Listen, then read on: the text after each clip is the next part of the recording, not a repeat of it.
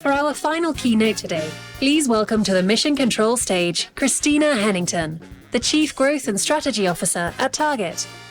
Christina will be interviewed by Zia Daniell Wigder, Chief Content Officer of EMARKETER. All right, so welcome, Christina. We are so excited to have you here. And we're going to start with your title. So, okay.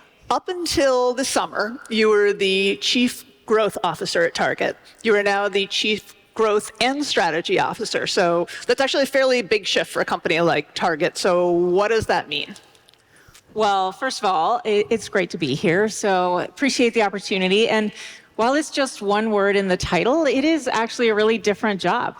For the last 5 years, I've been running the commercial business for Target. And now I have an opportunity to spend a lot more time on the future and really think about where are we going, what are the insights, what are the innovation projects, and more importantly, how do we continue to create relevance through some of the most important enablers, technology, data sciences, the power of our global teams, and some of the work we're doing in efficiencies. So really pretty different than what I was doing before. Okay. And has your mandate changed as part of this?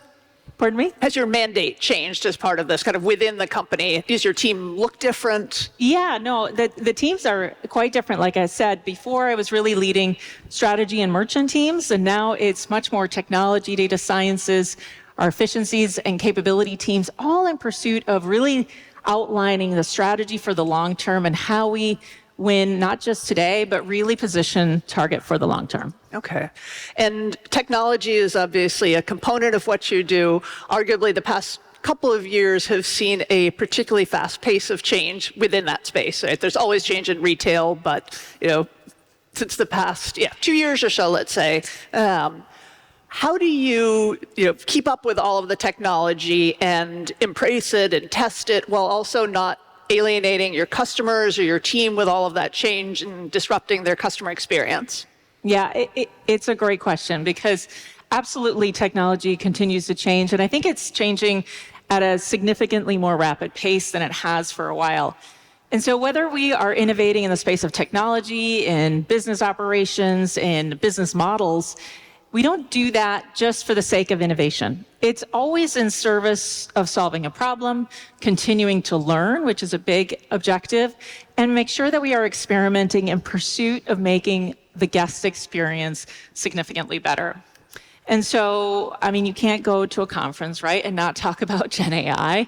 But the reality is, I'll give you 2 examples of how we've done that. More recently, we have rolled out something called the Store's Companion, which is a pretty simple use case for Gen AI, but really, really powerful in the sense that the opportunity to really give our frontline team members informative, educated assistant in their pocket.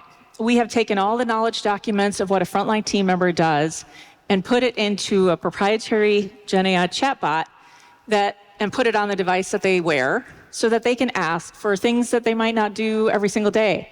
Like, how do I reboot this POS terminal after a power outage? Or how do I sign up a guest for Target Circle? Or recycle these batteries appropriately? And so really empowering our team and giving them the tools to service our guests in a more meaningful way helps to drive growth. But another way that we think about growth is really in that iterative, continuous improvement kind of way. And so 2017, we rolled out our curbside experience. We call it Target Drive Up. And since then, in the last 7 years, it's been this constant drumbeat of change in pursuit of evolving the guest experience. First, it was adding food and beverage and adult beverages during the pandemic, which was really important. But that change alone is a meaningful one because temp-controlled products are really different than shelf-stable. Then we added Starbucks. Then you added the fact that you can do a drive-up return right from the trunk of your car when you're coming into our parking lot. And more recently, we innovated with Apple to integrate CarPlay into our drive-up experience. So this idea of testing, learning, iterating, all in pursuit of the guest experience is how we think about innovation. But to the point you said, how do we do this and not disrupt too much? There is the possibility of what technology can do, and then there's the practicality of rolling it out. And when you have 400,000 team members, thinking through the end user experience, driving the change management, and thinking about how humanity and technology come together is really at the forefront of our approach. I can imagine it must take a lot to really sit in the shoes of your associates and understand what they're going through. So I'm sure there's a lot of testing involved to figure out exactly how this is going to work. Totally.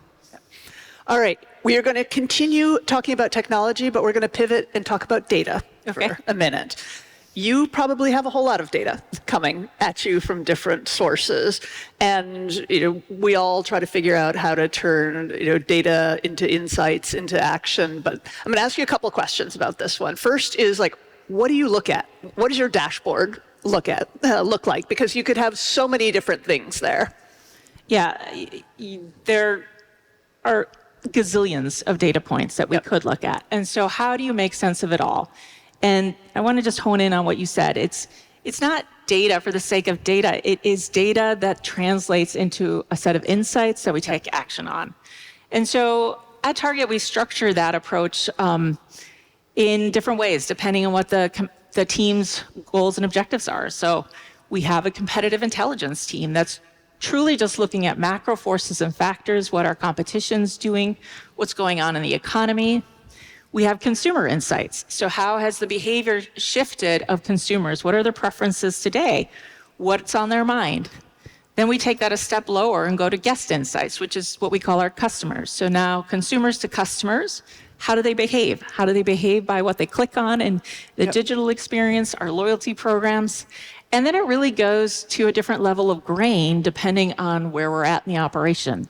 We have a very big product insights team that fuels the backbone of our own brand development. And of course, a slew of different operational metrics that make us better at just running the core business. So all of these different data sets serve different roles with a hypothesis about how are we going to act on the data in service of driving a different set of outcomes. Right. And are there any particularly interesting insights that have come out of the data that you've looked at recently? Yeah, I think, first of all, to do what I just described is actually a lot harder than it seems. Creating that foundation and the plumbing for the data in a secure, in a scaled way is actually really hard, and I'm sure that's not lost on many people in this room. But I think about two examples. So our merchant team in beauty, I think they've done a phenomenal job over the last 10 years, continuing to stay at the forefront of the trends our guests expect.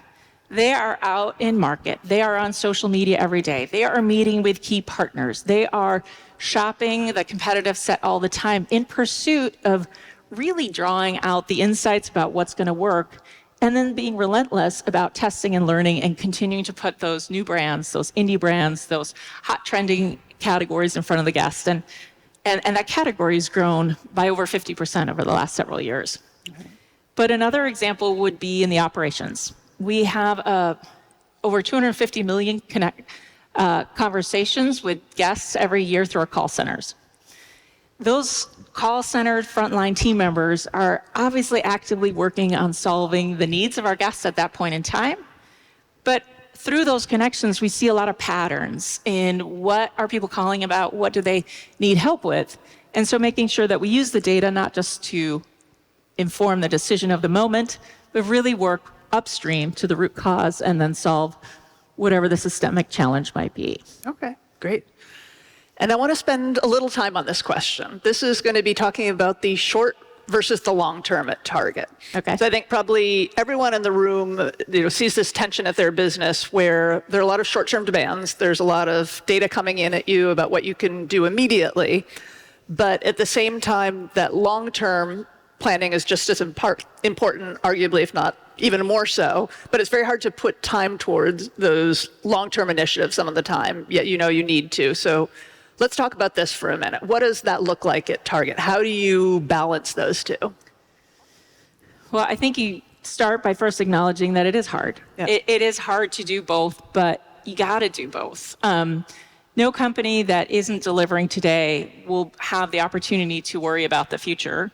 And no company that is only focused on today will continue to stay relevant for the future because the world continues to evolve. And so finding a way to prioritize both is incredibly important. And I would start by saying having clarity on where you're going and having clarity on what makes you who you are. And so at Target, playing our game is a huge part of making sure that we can stay in control of where we want to go long term.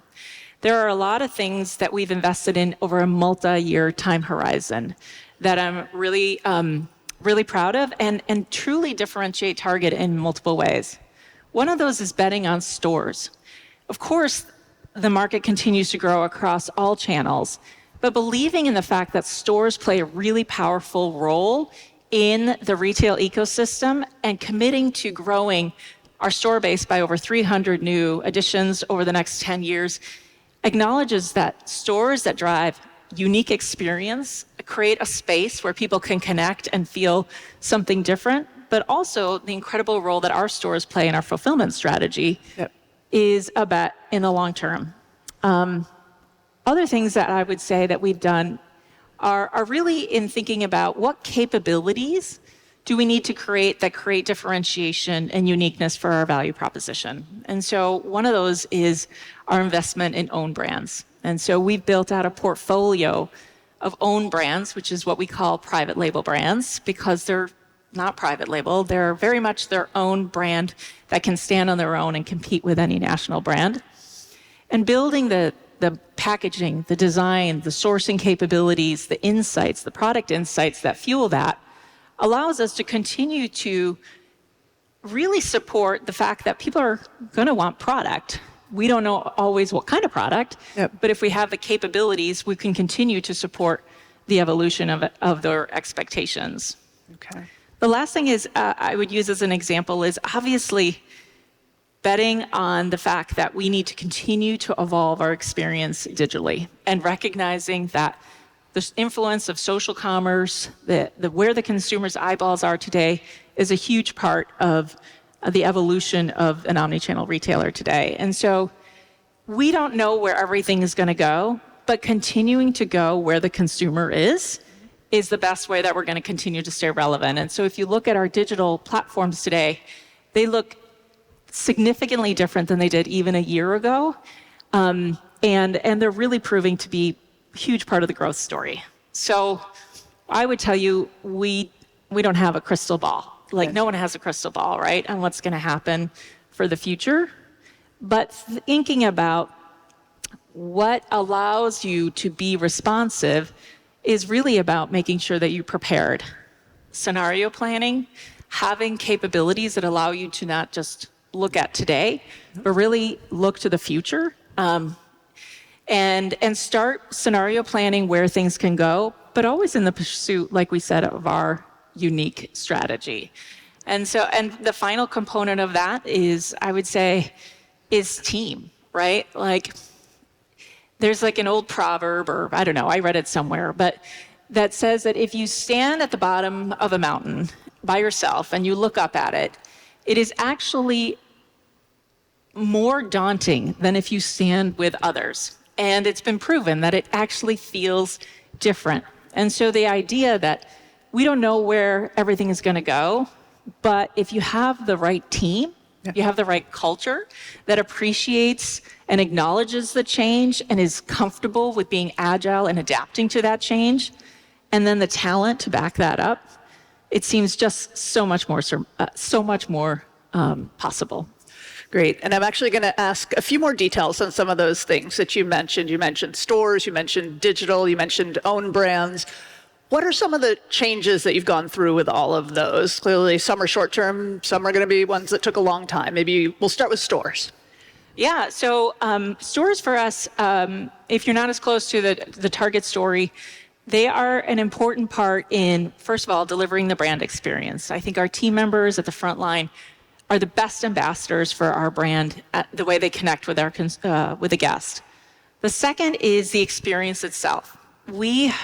Our goal is to make sure that we create a feeling when you walk into Target, not just there to transact, not just there to buy laundry detergent, but really hopefully, if we do our best, you feel joy. That is part of our purpose. And so we've been investing in remodeling our stores over a number of different years, testing new formats, innovating with new partnerships like Ulta Beauty, et cetera, and just continuing to make sure that that is reflective of our purpose to help all families discover the joy of everyday life. It's also about, like I said earlier, going into new parts of the country we may not have as big a footprint. So investing in new neighborhoods, in building stores on college campuses to access the consumer at an earlier stage of their life, and really having a compelling offering in bigger markets that are growing. So there's a lot behind stores, but what you may not know also is that 96% of the units that we fulfill for a digital order are fulfilled out of a store, because we use them not just as an experience where you can shop, but also as a fulfillment center for our digital platform. Great. And you mentioned reaching, for example, college students. I think it's interesting. We just did some research that looked at the path to purchase for Gen Z, and stores are incredibly important in that path. So it's not that the younger generations have gone completely digital. No, and I think it's a matter of reimagining what a store needs to continue to be, to service consumers in different modes that they might be in. So let's go to own brands for a minute. What does that journey look like? You have launched quite a number at this point. So short-term, long-term? Yeah, this has been a really long journey for Target. 20 plus years of building a portfolio of brands, and we do over $30 billion in own brands, which is bigger than some Fortune 100 companies as a standalone. And this didn't happen overnight. It's the things that I talked about earlier. It's building capability that allows us to tap into unique consumer insights and white spaces in the assortment and leverage the design capabilities, the sourcing capabilities, packaging, et cetera, to meet those guest needs, but do so at an incredible value. Right. Because we've cut out intermediaries in the process, we can offer those products at an incredible value with the same level of high quality that you would expect. And so this is not only an opportunity to make sure that our guests have a range of options, it's a growth strategy because it fills that white space. And in many cases, it complements the national brand portfolio that we have, so that all boats rise when we do it right. All right, and we have about 2 minutes left here, and we're going to wrap up on digital, because you mentioned that there actually have been some changes in that area recently, but clearly that's been a long-term journey for Target. Yeah, I mean, this is a place where things just continue to evolve, right? In the marketplace, for every retailer, our investment in digital has been a long journey, and I would tell you that it's not about the channel by itself. It's about how they play off of each other. Most consumers enter Target through their app. They research ahead of time, they're looking at prices, they're looking at what's new, and they become aware of what we offer. That is increasingly also happening in social media. But then once they start their journey, they may continue that journey in the digital channel, and at the end of the day, convert in a parking lot by using our drive-up service, or it could get shipped to their house. And in some cases, it was just a way to research, and then they go into the store. And so digital for us is very much the front door to Target. And so having that experience be as seamless, as joyous, as integrated, and as easy as when we do that at our best in the store environment has been the path we've been on for the last couple of years. And hopefully, if you've been following Target, you can see how the two channels are starting to feel a lot more like Target and what you consistently have thought of when you think about the stores. And so a place where you need to continue to innovate, personalize, bring the experience to the consumer wherever they start their journey, and offer an incredible amount of ease and frictionless shopping. So we're excited by where we're going and how things are progressing.